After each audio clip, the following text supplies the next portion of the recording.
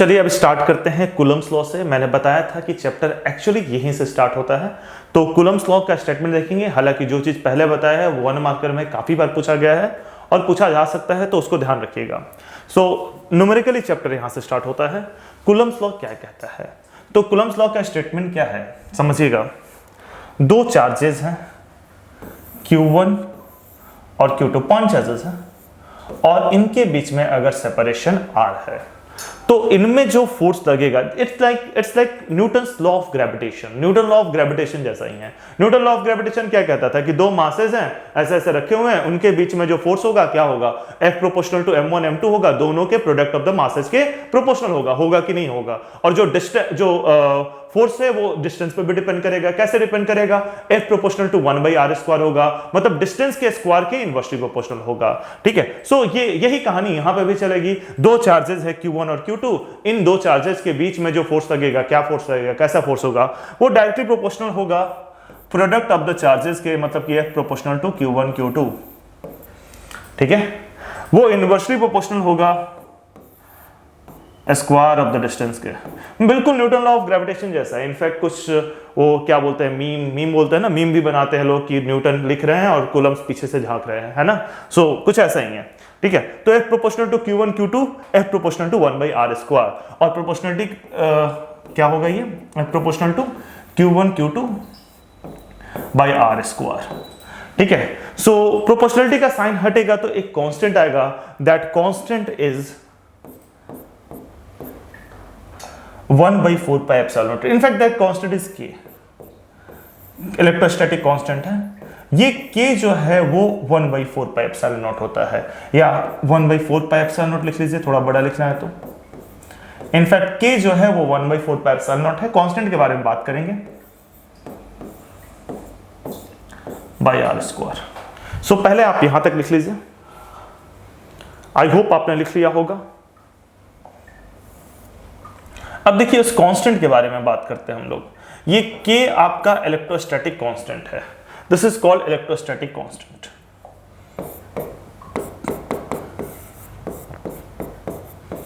Electrostatic constant, ये K आपका electrostatic constant है, और इस K का वैल्यू होता है 1/4 pi epsilon naught।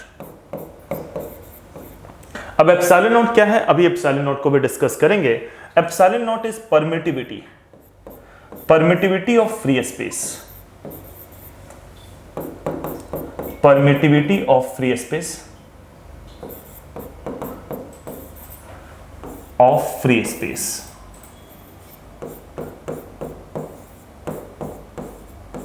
Epsilon not is permittivity of free space, और एप्सिलॉन नॉट की जो वैल्यू है वो होती है 8.85 इंटू 10⁻⁻12। ठीक है, 10⁻⁻12।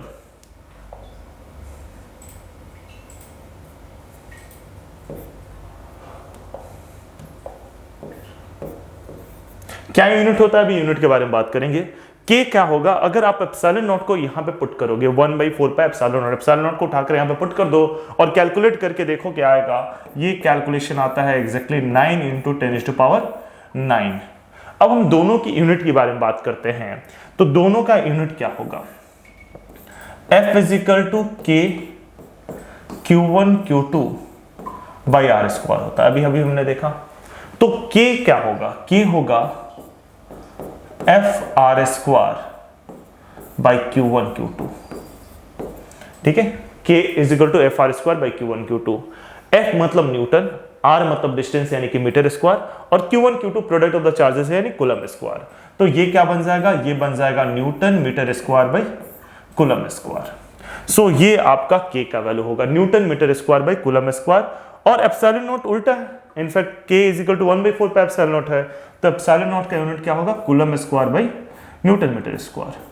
सो अभी थोड़ा सा और एप्सिलॉन नॉट के बारे में हम बात करते हैं, परमिटिविटी के बारे में बात करते हैं, बट पहले आप ये लिख लो। और आपके लिए 2 होमवर्क है जो अगले लेक्चर में हम लोग डिस्कस करेंगे। सो आप ये क्वेश्चन ट्राई करके ही अगले लेक्चर में आएगा। सो ये 2 होमवर्क आपका ये है कि राइट डायमेंशनल फॉर्मूला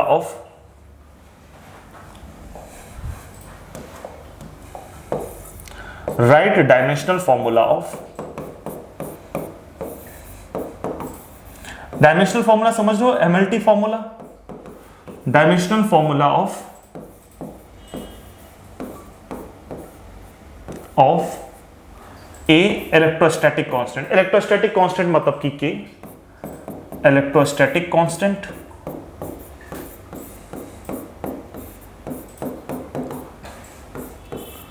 कांस्टेंट यानी कि के, और दूसरा आपका परमिटिविटी यानी कि एप्सिलॉन नॉट, परमिटिविटी यानी कि एप्सिलॉन नॉट। दोनों का एमएलटी फॉर्मूला या डायमेंशनल फॉर्मूला जो भी है, इसमें एमएलटी के अलावा चार्ज भी आ रहा है, तो चार्ज आपको पता है एम्पियर टाइम से एलिमिनेट करेंगे, ठीक है।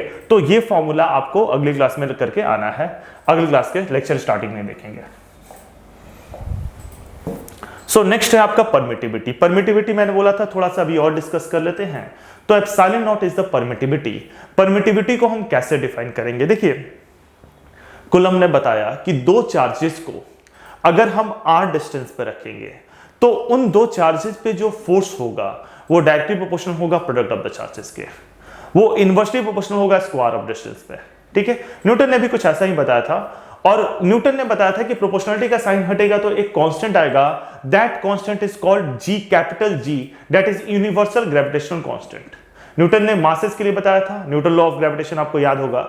उसको यूनिवर्सल ग्रेविटेशनल कांस्टेंट इसलिए कहते हैं क्योंकि वो पूरे यूनिवर्स में सेम रहता है, पूरे यूनिवर्स में सेम रहता है। लेकिन यहां पे जो कांस्टेंट आएगा वो आएगा इलेक्ट्रोस्टैटिक कांस्टेंट के, जो कि 1/4 पाई एप्सिलॉन नॉट होता है। ये जो कांस्टेंट है वो मीडियम टू मीडियम वेरी करता है, मतलब दो चार्जेस को आपने r डिस्टेंस पे रखा है तो उन पे जो फोर्स लगेगा वो प्रोडक्ट ऑफ द चार्जेस के प्रोपोर्शनल होगा, वो स्क्वायर ऑफ डिस्टेंस के इनवर्सली प्रोपोर्शनल होगा, बट मीडियम पे भी डिपेंड करेगा।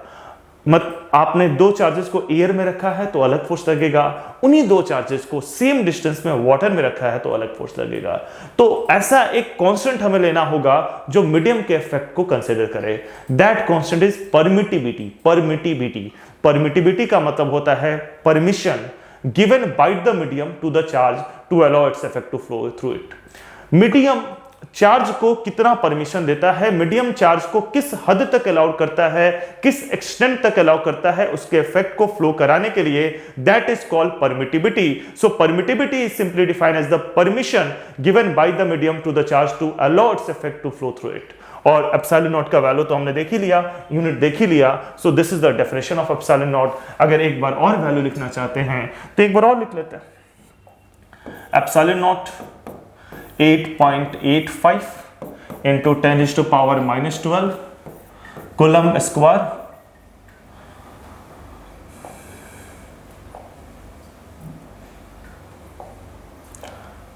Square by newton metre square.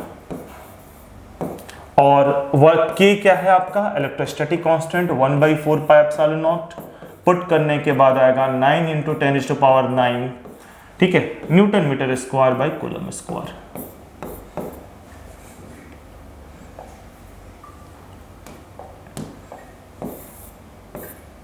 Coulomb square.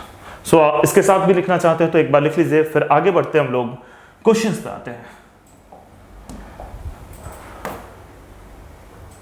एक टर्म और है, वो देखने के बाद हम क्वेश्चन की ओर बढ़ेंगे, डाइलेक्ट्रिक कांस्टेंट। देखिए डाइलेक्ट्रिक कांस्टेंट क्या होता है, जैसे मैंने आपको बताया कि दो चार्जेस को अगर हम एयर में रखेंगे तो उनके बीच में कुछ फोर्स लगेगा, that force is 1/4 pi epsilon naught Q1 Q2 by r square, ठीक है। बट जब उसे मैं उठाकर मीडियम में डाल दूंगा तो मैंने बताया कि एप्सिलॉन नॉट एक कांस्टेंट है जो कि मीडियम टू मीडियम वेरी करता है, और मैंने आपको एप्सिलॉन नॉट का एक फिक्स वैल्यू दे दिया 8.85 × 10⁻12। वो जो फिक्स वैल्यू दिया है वो एयर का दिया है या वैक्यूम का दिया है, इनफैक्ट इन रियली वैक्यूम का दिया है, स्पेस का, फ्री स्पेस का दिया है, बट ठीक है आप एयर का कंसीडर कर सकते हो। तो वो जो वैल्यू दिया है 8.85 × 10⁻12 वो फ्री स्पेस का दिया है, वो एयर का दिया है, but medium to medium vary करता है, मैंने बताया। इसलिए हमारा कांस्टेंट आता है परमिटिविटी 1/4 पाई एप्सिलॉन नॉट आता है। मतलब दो चार्जेस को अगर एयर में रखेंगे तो उन पे कुछ और फोर्स लगेगा, अगर वही दो चार्जेस को वाटर में डाल देंगे तो फोर्स कुछ अलग होगा, कुछ डिफरेंट होगा। तो वो फोर्स क्या होगा, उस फोर्स को कैसे हम निकालेंगे वो बताता है हमारा डाइलेक्ट्रिक कांस्टेंट। डाइलेक्ट्रिक कांस्टेंट को हम रिलेटिव परमिटिविटी भी बोलते हैं, यानी डाइलेक्ट्रिक कांस्टेंट या रिलेटिव परमिटिविटी एक ही चीज है। इसे हम स्मॉल के से इंडिकेट करते हैं। जो इलेक्ट्रोस्टैटिक कांस्टेंट था उसे कैपिटल के से इंडिकेट कर रहे हैं, डाइलेक्ट्रिक कांस्टेंट को स्मॉल के से इंडिकेट कर रहे हैं। ये एजम्पशन एक है, कहीं कहीं किसी किसी बुक में उल्टा दिया रहता है, किसी किसी बुक में आपका इलेक्ट्रोस्टैटिक कांस्टेंट को स्मॉल के से और डाइलेक्ट्रिक कांस्टेंट को कैपिटल के से इंडिकेट किया जाता है। तो कंफ्यूज होने की जरूरत नहीं है, वो लिखा रहेगा कि K इज डाइलेक्ट्रिक कांस्टेंट, तो परेशान होने की जरूरत नहीं है। बस ये ध्यान रखना है कि दो टाइप का K आ रहा है, एक K 1/4πε0 9 × 10⁹ के लिए, और दूसरा डाइलेक्ट्रिक कांस्टेंट को भी K से इंडिकेट करते हैं। मैं उसे यहां पे स्मॉल k से इंडिकेट करूंगा। अब उसे भी K से इंडिकेट करते हैं तो उसका फॉर्मूला क्या है, वो है रिलेटिव परमिटिविटी। जैसा कि मैंने बताया कि डाइलेक्ट्रिक कांस्टेंट और रिलेटिव परमिटिविटी एक ही चीज है। रिलेटिव का मतलब क्या होता है, रिलेटिव का मतलब होता है किसी के रिस्पेक्ट में। तो रिलेटिव परमिटिविटी का मतलब हुआ परमिटिविटी किसी के रिस्पेक्ट में। अब किसके रिस्पेक्ट में, किसका परमिटिविटी का वैल्यू आप जानते हो, वैक्यूम का जानते हो, फ्री स्पेस का जानते हो, एयर का जानते हो, तो उसके रिस्पेक्ट में। ठीक है, तो permittivity of a medium with respect to permittivity of vacuum या permittivity of free space is called dielectric constant और रिलेटिव परमिटिविटी। रिलेटिव का मतलब किसी के रिस्पेक्ट में, ये लिखा हुआ। सो ये आपको पता होना चाहिए। अब इससे फोर्स कैसे वेरी करेगा, क्या करेगा, एक क्वेश्चन के थ्रू देखते हैं। आप इसे पॉज करके लिख लीजिएगा। आई होप आपने इसको लिख लिया होगा। सो आगे बढ़ते हैं। क्वेश्चन आ गया हमारे पास। पहला क्वेश्चन हमने ऑलरेडी कर लिया था, वो दो चार्जेस वाला। ये क्वेश्चन नंबर 2 है हमारे पास, दो स्फीयर्स वाला। ठीक है, सो दिस इज क्वेश्चन नंबर 2। दो चार्जेस है, एग्जैक्टली देखिए सेम क्वेश्चन आ गया है। दो चार्जेस है, उनके बीच में डिस्टेंस f है। मतलब जो कंसेप्ट मुझे यहां पे समझाना था उसे क्वेश्चन के थ्रू समझा रहा हूं मैं। दो चार्जेस हैं, उनके बीच में फोर्स f है। ठीक है, उसे वाटर में या किसी भी मीडियम में, लिक्विड में डाल दिया गया। ठीक है, वाटर मान लीजिए या कोई भी लिक्विड में डाल दिया गया, उसका डाइलेक्ट्रिक कांस्टेंट K है। तो अब उन दोनों चार्जेस के बीच में फोर्स क्या होगा आपको बताना है। क्वेश्चन लिखिए, पॉज कीजिए और ट्राई कीजिए। मैं सॉल्यूशन कर रहा हूं। आई होप आप पॉज करके ट्राई करने के बाद सॉल्यूशन को देख रहे होंगे। सो देखिए, दो चार्जेस हैं, ठीक है, Q1 और Q2। उनके बीच में डिस्टेंस कितना ले लेते हैं, R ले लेते हैं, R दिया हुआ। सो इनमें फोर्स कितना होगा, इनमें फोर्स होगा 1/4πε0 Q1 Q2 r²। इस फोर्स को इन्होंने क्या कहा, इन्होंने भी F ही कहा। चलिए कोई दिक्कत नहीं, आगे बढ़ते हैं। अब इन्हीं दो चार्जेस को मैंने मीडियम में डाल दिया, ये ब्लैक से लिख देता हूं। इन्हीं दो चार्जेस को मैंने मीडियम में डाल दिया। सेम डिस्टेंस R पे है, बस अब इनके बीच में मीडियम आ चुका है। ठीक है, मीडियम आ चुका है। तो जो नया फोर्स होगा वो होगा 1/4πε0 नहीं होगा, ε m होगा। ε m मीडियम की permittivity, m for medium, ε m Q1 Q2 r²। अब इस ε m का वैल्यू निकालते हैं। देखिए आपको पता है कि K जो है वो ε/ε0 होता है। अभी पीछे देखा हमने, लास्ट स्लाइड में देखा। तो यहां से हम ε क्या लिख सकते हैं, ε होगा K × ε0, K × ε0। सो ε का वैल्यू K × ε0 पुट कर देंगे, यानी Fm क्या हो जाएगा 1/4π, ठीक है, K × ε0, K × ε0। K is the dielectric constant into Q1 Q2 r²। Okay, so आप यहां तक लिख लीजिए। मैं ऊपर के एक दो स्टेप्स मिटा रहा हूं। सो ये मिटा देता हूं।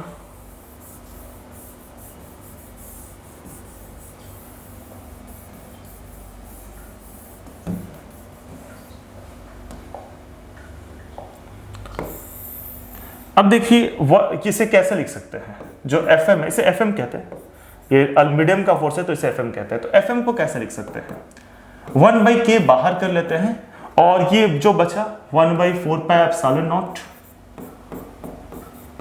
Q1 Q2 r²।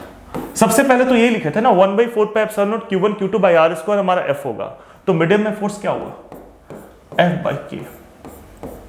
सो ये क्वेश्चन भी काफी बार पूछते हैं कि मीडियम में फोर्स क्या होता है। अगर मीडियम का डाइलेक्ट्रिक कांस्टेंट K है तो मीडियम में फोर्स क्या होगा, बढ़ जाएगा कि घट जाएगा। लाइक मैंने अभी आपके साथ डिस्कस किया कि दो चार्जेस को अगर हम एयर में रखते हैं तो उनके बीच में फोर्स मान लेते हैं F होगा, लेकिन उसी को अगर हम वाटर में डाल देते हैं तो उनके बीच में फोर्स डिफरेंट होगा। कैसे डिफरेंट होगा, बढ़ेगा कि घटेगा, घट जाएगा। कितना टाइम्स घटेगा, 1/k टाइम्स घटेगा, where k is the dielectric constant. और पहले भी एक बार और डाइलेक्ट्रिक कांस्टेंट यूज हुआ था इंडक्शन में, आपको याद होगा। सो आई होप समझ रहे होगे आप डाइलेक्ट्रिक कांस्टेंट का मतलब क्या होता है, और किसी चीज को अगर हम मीडियम में डालते हैं तो आपका फोर्स घट जाता है, 1/k टाइम्स हो जाता है। एक एग्जांपल लीजिएगा, जैसे आपको पता है NaCl, नमक, कॉमन सॉल्ट, जो घर में आप सॉल्ट यूज करते हो, ठीक है। आपका एक सॉल्ट व्हाइट कलर का दिखता है, लेकिन जैसे ही आप पानी में डालते हो घुल जाता है। क्यों घुल जाता है, क्योंकि पानी का डाइलेक्ट्रिक कांस्टेंट, पानी का K होता है 81। NaCl कैसे बनता है, NaCl कुछ ऐसे बनता है, आई होप आपने इसको लिख लिया होगा, पॉज करके लिख लीजिए। NaCl कैसे बनता है, तो NaCl कुछ ऐसे बनता है, एक Na पॉजिटिव होता है और एक Cl नेगेटिव होता है। Na पॉजिटिव और Cl नेगेटिव के बीच में एक फोर्स लगता है, इलेक्ट्रोस्टैटिक अट्रैक्शन फोर्स। इस फोर्स की वजह से NaCl बनता है। अब जैसे ही आप NaCl को पानी में डालते हो, ये फोर्स 1/81 टाइम्स घट जाता है, क्योंकि वाटर का डाइलेक्ट्रिक कांस्टेंट कितना होता है, अभी अगर ये फोर्स F है तो पानी में F/81 हो जाएगा, क्योंकि वाटर का डाइलेक्ट्रिक कांस्टेंट 81 होता है। जब ये फोर्स 1/81 हो गया, यानी इनके बीच में बॉन्ड वीक हो गया, और आप चम्मच से उसको डिस्टर्ब कर देते हो, तो Na अलग हो जाता है और Cl अलग हो जाता है, इलेक्ट्रोलाइट सॉल्यूशन बन जाता है, ब्राइन सॉल्यूशन बन जाता है। सो आप जानते होंगे इस चीज को। आगे बढ़ते हैं। अगला क्वेश्चन है आपके पास, plot a graph showing the variation of coulomb's force versus 1/r²। 1/r² मतलब डिस्टेंस स्क्वायर के बीच में वेरिएशन करना है, दो चार्जेस हैं। तो पहले तो हम कुछ ग्राफ को समझते हैं, मतलब F और R के बीच में ग्राफ को समझते हैं, और आपका F और 1/r² के बीच में ग्राफ को समझते हैं। सो देखिए, हमारे पास ग्राफ है, कूलम्स लॉ क्या कहता है, F = K Q1 Q2 r²। सो ये कूलम्स लॉ का स्टेटमेंट है। थोड़ा ग्राफ का बेसिक बता देता हूं मैं आपको। F और R के बीच में ग्राफ कैसा होगा, ये जो F है आपका, ये है Y और ये है X, ठीक है। ये है Y, ये है X, तो Y proportional to 1/x²। Graph क्या होगा, hyperbola. In fact Y proportional to x की पावर n, कोई भी चीज होगा तो ग्राफ हाइपरबोला होगा। Y प्रोपोर्शनल टू 1/x की पावर n कोई भी पॉजिटिव नंबर होना चाहिए तो हाइपरबोला होता है, और अगर n 1 बोलता तो रेक्टेंगुलर हाइपरबोला, बट हाइपरबोला ही वो भी होता है। तो इसके लिए आपका ग्राफ कैसा बनेगा, अगर F और R के बीच में बोला होता तो, F और R के बीच में, तो ये ग्राफ आपका हाइपरबोला बनता, कुछ ऐसा बनता। लेकिन यहां पे तो F और R नहीं बोला है, यहां पे बोला है F और 1/r²। तो क्या लिखोगे आप, F = K Q1 Q2 बाहर हो जाएगा, और आपका 1/r², ये एक नंबर हुआ, एक टर्म हुआ 1/r², ठीक है। सो आप इसको y कहोगे तो इसको पूरे को x कहोगे, मतलब इस केस में आपका y प्रोपोर्शनल टू x है। यानी जब y = cx होता है तो ग्राफ कैसा बनता है, ग्राफ स्ट्रेट लाइन बनता है।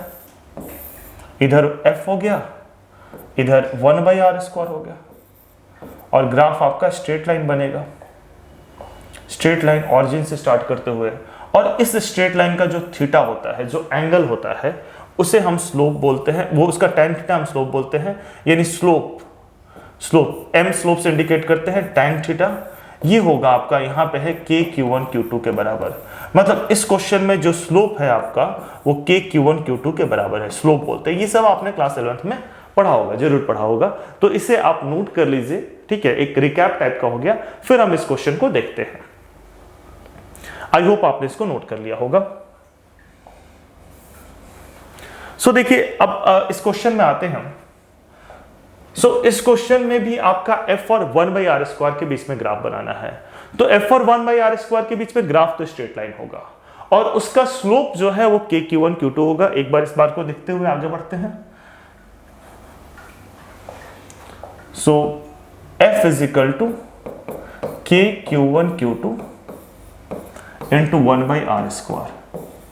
ये होता है, मतलब कि graph will be straight line, graph will be a straight line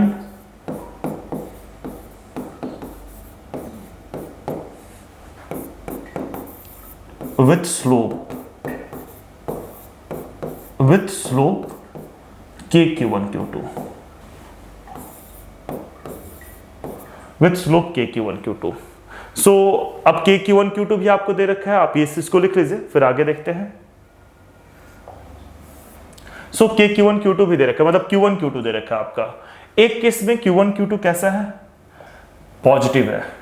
एक केस में Q1 Q2 कैसा है, नेगेटिव है और हायर है। ये 1 इंटू 2 2 होगा और ये 1 इंटू 3 3 होगा। सो अगर हम ग्राफ बनाते हैं लाइक दिस, तो एक का स्लोप पॉजिटिव होगा और एक का स्लोप नेगेटिव होगा। पॉजिटिव किसका होगा, 1 माइक्रोकूलम और 2 माइक्रोकूलम का। अगले का स्लोप नेगेटिव होगा और थोड़ा हायर होगा, ये ऐसे जाएगा। इसका स्लोप कितना होगा, ज्यादा होगा, क्योंकि इसमें चार्जेस 1 माइक्रोकूलम और -3 माइक्रोकूलम है, तो नेगेटिव होगा और ज्यादा होगा। सो ये आपका कुछ ग्राफ हुआ। किसके किसके बीच में ग्राफ है, अगेन किसके बीच में हम पढ़ रहे हैं, f और 1/r² के बीच में ही तो डिस्कस कर रहे हैं। सो ये f और 1/r² के बीच में ग्राफ है, आप इसे नोट कर लीजिए। और इसके बाद कुछ ऑब्जेक्टिव क्वेश्चन भी हम डिस्कस करते हैं। सो ऑब्जेक्टिव क्वेश्चन 1 O1, मतलब ऑब्जेक्टिव क्वेश्चन 1 इस तरीके से मैंने नंबरिंग कर रखा है। सब्जेक्टिव का अलग नंबरिंग, जो नॉर्मल नंबरिंग है वो सब्जेक्टिव का नंबरिंग है, और O1 O2 इस तरीके से ऑब्जेक्टिव का नंबरिंग होगा। सो पहला क्वेश्चन बहुत इजी है, आप पॉज करके ट्राई कीजिए। The ratio of forces between two small spheres with constant charge in air and in medium. हमने देखा था चार्ज एयर और मीडियम में क्या रिलेशन होगा, हमने ये चीज प्रूव कर रखा है कि Fm जो होगा, मीडियम में जो फोर्स होगा Fm, वो होगा F/K। अभी इसी लेक्चर में हमने किया था, Fm F/K होगा। इसे मैं दोबारा प्रूफ नहीं करा रहा हूं। तो पूछा है कि with constant charge in air and in a medium, ठीक है, चार्ज एयर और मीडियम का रिलेशन बताना है, मतलब कि F/Fm बताना है, F air by F medium बताना है, ठीक है। तो F air by F medium क्या हो जाएगा, F air by F medium होगा K/1। K/1, ये एयर का पहले है और मीडियम का बाद में है। अगर मीडियम का ऊपर होता और एयर का बाद में होता, Fm/F होता, तो वो आपका 1/K हो जाता, आप जानते हो इसको। तो इसका तो सिंपल सा बी आंसर जाएगा, आप इसे नोट कर सकते हो। एयर बाई मीडियम पूछा है। नेक्स्ट है आपका, नेक्स्ट क्वेश्चन है O2 ऑब्जेक्टिव क्वेश्चन 2। आप इसको भी ट्राई कीजिएगा। एक चार्ज Q है, इसको दो पार्ट में हम ब्रेक करते हैं और एक डिस्टेंस पे रख देते हैं। मैक्सिमम फोर्स कब होगा, फोर्स मैक्सिमम कब होगा, इन दोनों चार्जेस पे किस कंडीशन में फोर्स मैक्सिमम होगा, ये आपको बताना है। तो देखिए समझिएगा इस बात में, इन दोनों चार्जेस में फोर्स को मैक्सिमम करना है। तो एक चार्ज हमारा क्या था, Q था, जिसे हम ब्रेक कर रहे हैं। तो एक चार्ज हम ले लेते हैं, स्मॉल q हो जाएगा। तो दूसरा चार्ज क्या होगा, Q माइनस स्मॉल q हो जाएगा, क्योंकि इसी कैपिटल Q को हम दो पार्ट में ब्रेक कर रहे हैं। तो एक अगर Q होगा, स्मॉल q होगा, तो दूसरा रिमेनिंग पार्ट होगा, मतलब कि capital Q minus small q होगा। सो ये दो पार्ट हो गए। इन दोनों पार्ट को हमने कितने डिस्टेंस पे रखा है, r डिस्टेंस पे रखा है। और पूछा है कि स्मॉल q और कैपिटल Q में क्या रिलेशन होगा ताकि फोर्स मैक्सिमम होगा। सो कैसे करेंगे, ये आपका क्या रिलेशन बनेगा, F equal to K Q minus Q into Q by r²। सो ये हो जाएगा आपका, ये फोर्स हो गया। आप चाहो तो थोड़ा सिंप्लीफाई कर दो, KQQ by r² minus KQ² by r²। सो ये फोर्स हो गया। आप इसको मैक्सिमाइज करना चाहते हो, आपने मैथ्स में पढ़ा होगा डिफरेंशिएशन में, अगर नहीं भी पढ़े हो तो मैं आपको क्लियर कर देता हूं। अगर किसी चीज को मैक्सिमाइज करना है या मिनिमाइज करना है, तो वैसे केस में आप वेरिएबल को आइडेंटिफाई कीजिए। ये आपका वेरिएबल है स्मॉल q चेंज हो रहा है, स्मॉल q के बारे में पूछा गया है। तो उस वेरिएबल के टर्म में इसका डिफरेंशिएशन 0 होगा, मतलब कि यहां पे df बाई dq 0 होगा, df बाई dq आपका 0 होगा। अब df बाई dq मतलब अगर f को आप डिफरेंशिएट करते हो तो कैसा डिफरेंशिएशन होगा देखते हैं, पहले आप इसे नोट कर लीजिएगा। आई होप आपने इसको नोट कर लिया होगा। सो देखिए f ये है, इसका डिफरेंशिएशन हमें बताना है, तो q के टर्म में, स्मॉल q के टर्म में, तो इसको डिफरेंशिएट करेंगे तो बाकी चीजें कैपिटल K, कैपिटल Q और कैपिटल स्मॉल r ये सारे कांस्टेंट है, स्मॉल q केवल वेरिएबल है। तो क्या होगा डिफरेंशिएशन,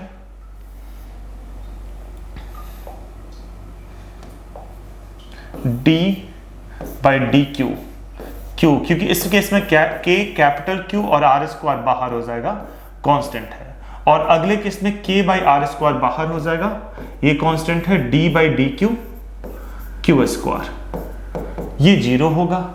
और अगर आप इसको डिफरेंशिएट करते हो तो ये बन जाएगा k Q by R square minus k by R square into Q square का डिफरेंशिएशन 2q होगा, आप जानते होंगे। तो यहां से हम क्या लिख सकते हैं, capital Q is equal to 2q। Zero क्यों कर रहे हैं, इक्वल टू 0 क्यों कर रहे हैं, आपको पता है कि किसी भी चीज को मैक्सिमम या मिनिमम करने के लिए उसके डिफरेंशिएशन को हम 0 के बराबर करते हैं, उसके डिफरेंशिएशन को हम 0 के बराबर करते हैं, यानी यहां पे मैंने इक्वल टू 0 लिखना है, इक्वल टू 0।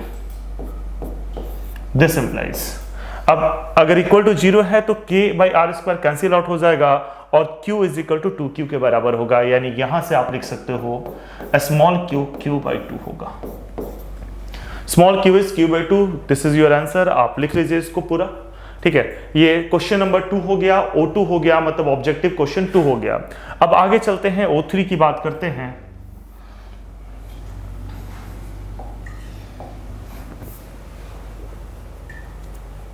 इसमें 3 चार्जेस के लिए 3 equal charges placed on 3 corners of A square, square के 3 कॉर्नर पे 3 इक्वल चार्जेस रखे हुए हैं। देखिए अभी हम लेते हैं कि स्क्वायर,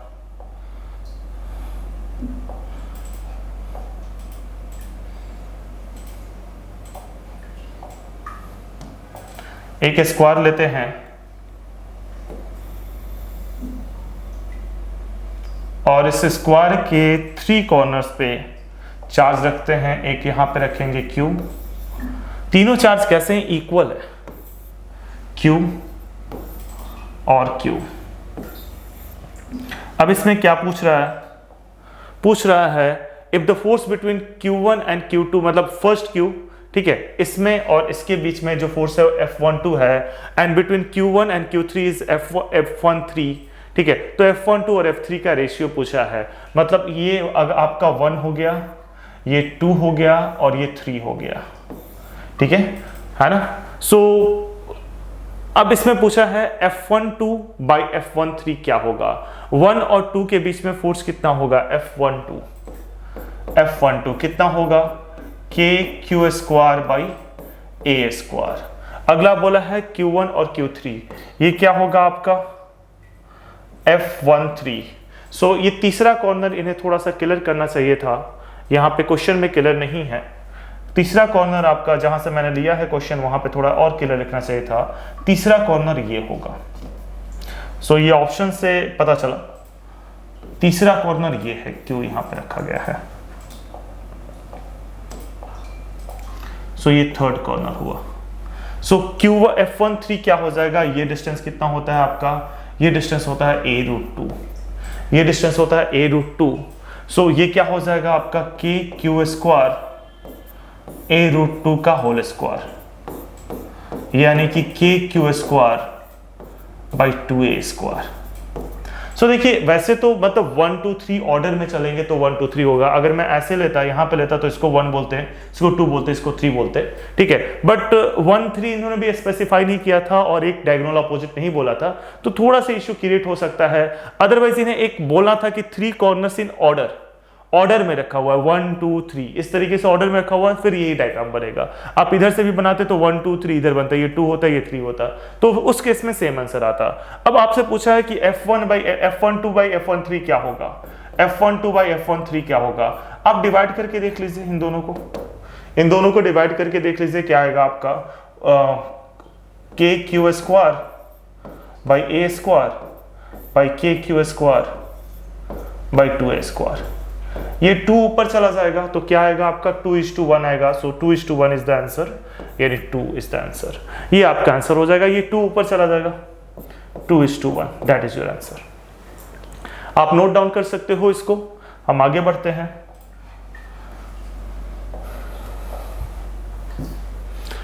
अगला क्वेश्चन लास्ट क्वेश्चन है, ठीक है। क्वेश्चन है आपका, two equally charge identical metal spheres A and B repel each other with a force F. दो स्फीयर है, उनके बीच में फोर्स एफ है। दो स्फीयर बनाते हैं हम।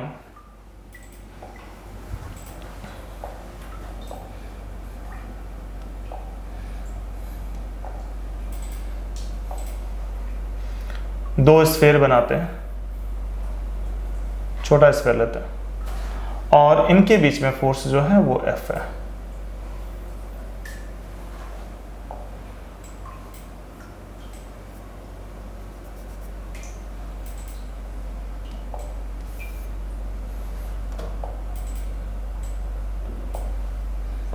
एक स्फीयर ये हो गया, एक स्फीयर ये हो गया, इनके बीच में फोर्स एफ है।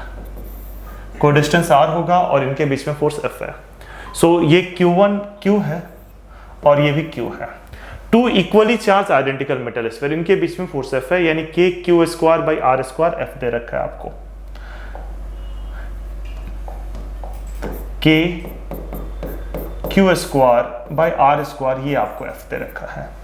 अब आप क्या करते हो, एक तीसरा स्फीयर लाते हो। The spheres are kept at fixed distance R, देख लिया हमने। अब इसके बीच में एक थर्ड आइडेंटिकल स्फीयर पहले आप लाते हो और उसको अनचार्ज स्फीयर सी नाम दे दिया, इसका नाम ए और बी दे दिया, इसको ए बोला, इसको बी बोला। अब क्या करते हो, इस सी को सबसे पहले आप ए के साथ कांटेक्ट में रखोगे। जब ए के साथ कांटेक्ट में रखोगे तो याद करो, अभी हमने पढ़ा था, आज ही इसी लेक्चर में हमने पढ़ा था, ठीक है, कि कंडक्शन, चार्जिंग बाय कंडक्शन। एक क्यू को दूसरे क्यू से आप टच कराओगे तो क्या होगा, इक्वल चार्ज डिस्ट्रीब्यूट होगा, यानी ये भी Q/2 हो जाएगा और वो C भी Q/2 हो जाएगा। Q/2 हो जाएगा जब A से कांटेक्ट में रखेंगे। तो मतलब अब क्या रहेगा, कहानी क्या बनता है आपका, अभी कंप्लीट नहीं हुआ कहानी, बट कहानी कुछ ऐसा है कि आपका A अब Q/2 हो गया, A Q/2 हो गया, B यहां पे है R डिस्टेंस पे और ये Q है, और C जो कि A के साथ टच क्यों अभी पता नहीं कहीं रखे नहीं हो, C भी लेकिन Q/2 हो चुका है, क्योंकि इसके साथ टच किए हैं तो चार्ज इक्वली डिस्ट्रीब्यूट हो गया है। अब उसके बाद आप क्या करते हो, C को दोबारा ले जाते हो और B से टच करते हो, ठीक है, contact with A and then placed at the C is brought in contact with A and then placed at the midpoint। अच्छा, A से इसे कांटेक्ट में लाते हो। एक क्वेश्चन ये भी बन सकता था कि उसे B से भी फिर कांटेक्ट में लाते हैं, और अगर फिर B से कांटेक्ट में लाते हैं तो इसका चार्ज Q/2 है, इसका Q है, तो टोटल चार्ज 3Q/4 हो जाता है। बट ये क्वेश्चन थोड़ा सा सिंपल ही आपका, सिर्फ A के साथ कॉन्टेक्ट में लाते हैं और बीच में रख देते हैं। तो A के साथ कॉन्टेक्ट में लाने के बाद बीच में रख देते हैं, तो इसका एक बड़ा सा डायग्राम देखते हैं अगले स्लाइड्स में। बस आप ये याद रखिएगा, KQ/R² को हमने F कहा है, KQ/R² को हमने F कहा है। तो अगले स्लाइड में देखते हैं एक बड़ा सा डायग्राम। ये चीज तो समझ में आ गया आपका क्या है, एक Q है, ये Q/2 हो गया चार्ज चेंज होने के बाद, A Q था, C जब इसके साथ कांटेक्ट में हुआ तो Q/2 हो गया, और यहां पे आपका क्या है, B है, इसके पास चार्ज कितना है, Q है, और इन दोनों के बीच में डिस्टेंस कितना है, इन दोनों के बीच में डिस्टेंस कितना है, इन दोनों के बीच में डिस्टेंस है आपका R, लेकिन बीच में एक तीसरा चार्ज रखा गया है। तीसरा चार्ज कितने डिस्टेंस पे रखा गया है, तीसरा चार्ज रखा गया है R/2 डिस्टेंस पे। तीसरा चार्ज कितने डिस्टेंस पे रखा गया, वो R/2 डिस्टेंस पे रखा गया हुआ है, ठीक है। A के साथ कांटेक्ट में रखने के बाद, पहले ये अनचार्ज था लेकिन A के साथ कांटेक्ट में रखा गया तो इस पे भी Q/2 चार्ज हो गया, आधा आधा चार्ज क्लासिफाई हो गया। कभी कभी ऐसा ही बोल सकते हैं कि B के साथ A के साथ कांटेक्ट में रखा गया फिर B के साथ, तो मैंने बता दिया क्या होगा, बट यहां पे जो है वो देखते हैं सिचुएशन। अब आपको बताना है, ये सिचुएशन हुआ, अब आपको बताना है कि नेट फोर्स ऑन A क्या होगा। देखिए, नेट फोर्स ऑन A अब आपको बताना है क्या होगा, ये रहा कहानी। The magnitude of net force on C पे बताना है, नेट फोर्स ऑन C क्या होगा आपका, ठीक है। C पे क्या होगा, A पे भी हम निकाल सकते हैं, C पे भी निकाल सकते हैं। तो देखिएगा, इस पे नेट फोर्स ऑन C हम निकालते हैं, क्या होगा,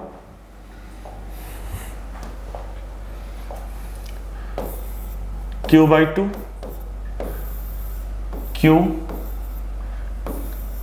Q/2, ये डिस्टेंस आपका R/2,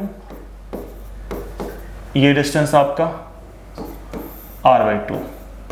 सो देखिए इस पे Q/2 जो फोर्स लगाएगा वो इधर की ओर लगाएगा, इसको हम F1 कह देते हैं। तो F1 का वैल्यू कितना होगा? F1 का वैल्यू होगा कि Q/2 into Q/2 by R/2 का होल स्क्वायर, R/2 का होल स्क्वायर। सो ये बन जाएगा आपका कि Q² by 4 by R²/4। 4 cancel out होने के बाद आपके पास आएगा कि Q² बाई R², और इसी की Q² बाई R² को तो आप F कहते हो, ठीक है। अभी लास्ट में हमने कहा कि याद रखिएगा इसे F है, तो इसे हम F कह रहे हैं। और दूसरा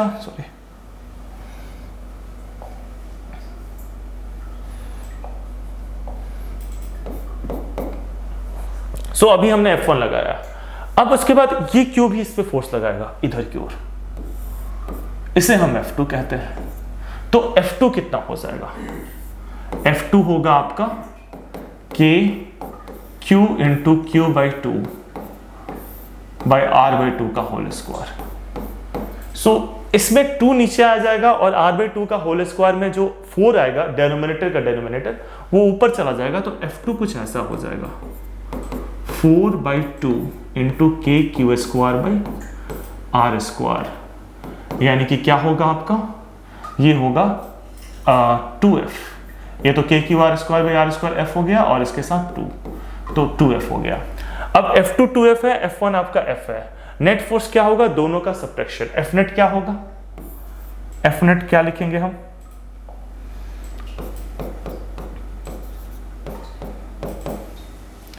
(2F माइनस F) यानी कि F।